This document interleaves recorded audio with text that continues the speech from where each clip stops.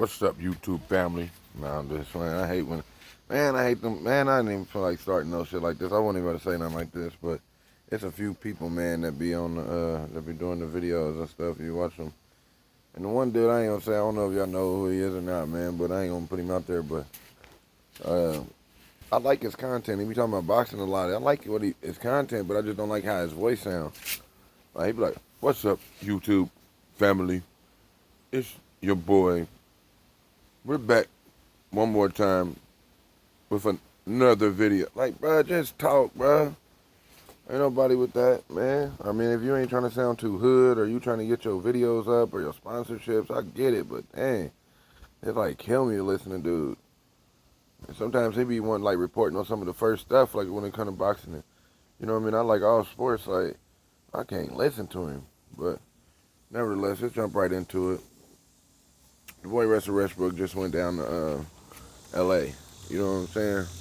The boy Russell Westbrook went down to L.A.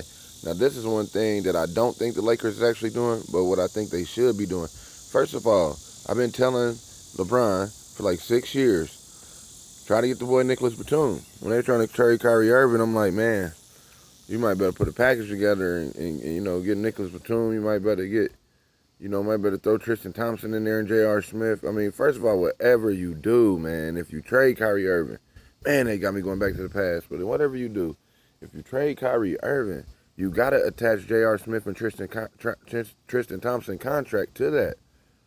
You know what I mean? And they wasn't just, I mean, you could be up and down on them as a player, but for what they was getting paid, and they got paid in that little championship run, and they was coming off of like being, you know, title contenders, you know what I mean? It's like they starting championship caliber players. I mean, in retrospect, I mean, even if you could say, I mean, my person can make an argument like, okay, they ain't really championship caliber players.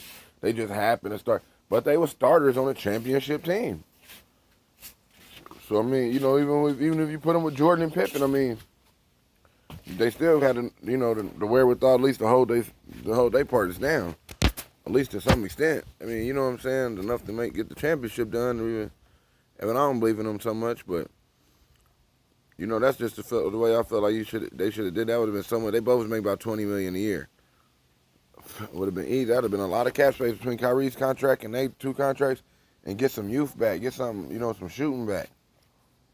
You know what I mean? I was trying to tell them, you know, at the time, to go after Paul George and Bogdanovich. You know what I mean? Then somehow, Bogdanovich slid down there to the Jazz when they were chasing Kawhi Leonard. I'm like, man, don't worry about getting Kawhi Leonard. Get Bogdanovich. I mean, he less of a diva. He don't need the games off. Better for your locker room. I mean, we don't put Kawhi Leonard with Anthony Davis and LeBron. Come on now, y'all went too far. Like, that would have been crazy anyway. And if he was like, I want to go to the Lakers, yeah, get him, man. Forget all of that. But if not, when he making you wait to see if he want to go there, and you gonna miss all that free agency, then you end up paying Danny Green more than what Bogdanovich was making. Like, come on now. I like Danny Green. I mean, he was at the end of his career. I mean, he wasn't have too much mobility. You know, when he played there, he wasn't. You know what I'm saying? And then Bogdanovich damn near probably a better shooter than him. I mean, he big. I mean, he can play, you know, better defense, guard different people. You could put him on a Kawhi Leonard. I'm not saying he won't get baked, but I mean, you could put him on you know, some of the better perimeter guys. You know, nevertheless, but like when I used to play fantasy draft and all that stuff, and when I used to play 2K or whatever, you know, I ain't that many years removed from 2K, but I used to play to my player and all that.